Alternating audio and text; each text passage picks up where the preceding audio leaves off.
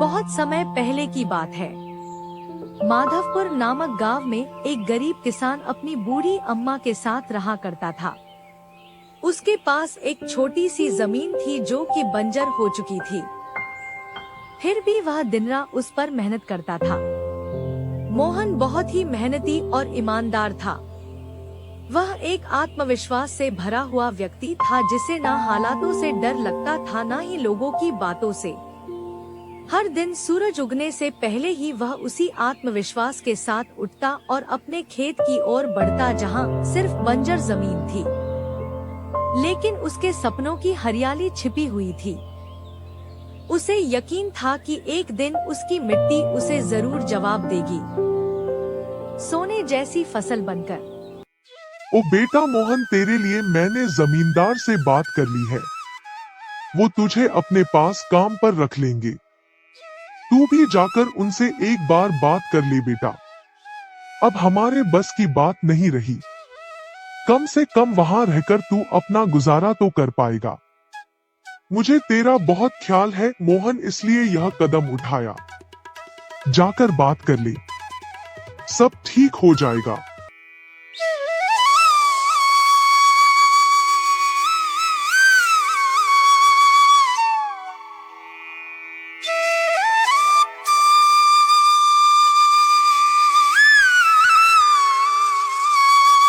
अम्मा, तुमने क्यों बात की वहाँ? मैं नहीं जाऊंगा। हमारा खुद का खेत है तो मैं दूसरों के पास क्यों काम करने जाऊं? मैं गरीब सही मगर खुददार हूँ। मैं अपनी मिट्टी में पला हूँ, उसी में पसीना बहाऊंगा। चाहे जितनी भी मुश्किल हो अम्मा, मैं अपनी ही जमीन पर मेहनत करूंगा। किसी और की नौकरी नहीं करूंगा। अरे मोहन, उस बंजर जमीन में क्या उगाएगा तू? वो जमीन अब बिल्कुल बेकार हो गई है बेटा। ना उसमें नमी बची है ना जान। तू अपनी जिंदगी यूं ही जाया कर देगा। उस जमीन को संवारते संवारते मैं जानती हूँ तेरा हौसला बड़ा है, पर बेटा हौसले से पेट नहीं भरता। तू मेरी बात मान ले। वो जमींदार कम से कम तुझे रोज की रोटी तो देगा। अपनी जिद छोड़ दे बेटा। तू थक जाएगा पर वो जमीन कुछ नहीं देगी तुझे। अरे अम्मा, तुम बेकार में ही इतनी परेशान हो रही हो।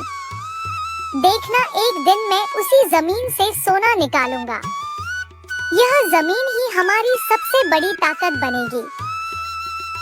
मोहन खेत में काम कर ही रहा था कि तभी वहाँ पर एक आदमी आकर बोला, अरे मोहन भैया, आपको भी मानना पड़ेगा।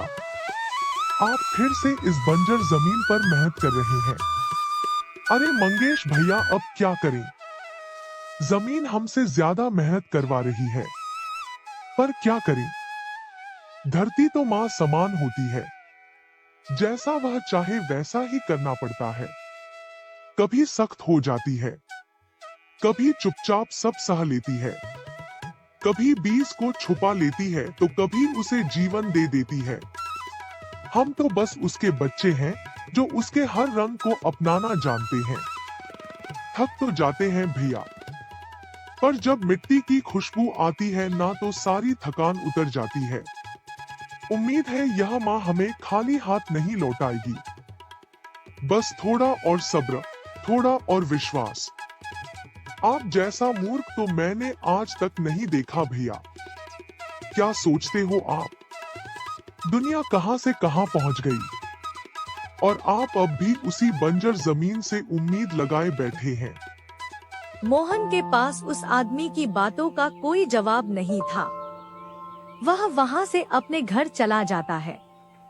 जब दोपहर को मोहन थक हार कर घर पहुँचता है तो देखता है कि माँ बुझे हुए चूल्हे के पास चुपचाप बैठी है। क्या हुआ अम्मा? तुम ऐसे क्यों बैठी हो? खाना क्यों नहीं बनाया? क्या बात है? बेटा, चूल्हा जलाने के लिए लकड़ियाँ नहीं है, इसीलिए चूल्हा कैसे जलेगा? बस इतनी सी बात है अम्मा। मैं अभी जाकर ले आता हूँ लकड़ियाँ। मोहन लकड़ियाँ लाने जंगल चला